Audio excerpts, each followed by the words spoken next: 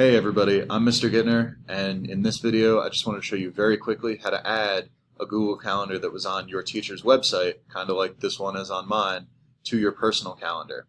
You can do this if you're a parent or guardian too, and that way you'll get email or pop-up or no notifications that'll just be added to your calendar if you want to know what your students got going on as far as assignments are due.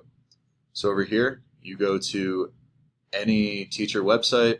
If they're using Google Classroom, it'll automatically generate a calendar. They may or may not put this up there, but I do.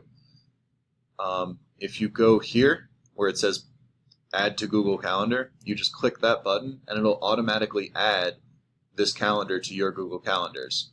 Then you might have to mess with the phone app a little bit to get it to sync, and you can change the notification settings you have for that calendar to get pop-up notifications like a day before something's due. You can take a look above this video for that link, or you can take a look below this video for the link that shows you how to set up notifications. Thanks, guys.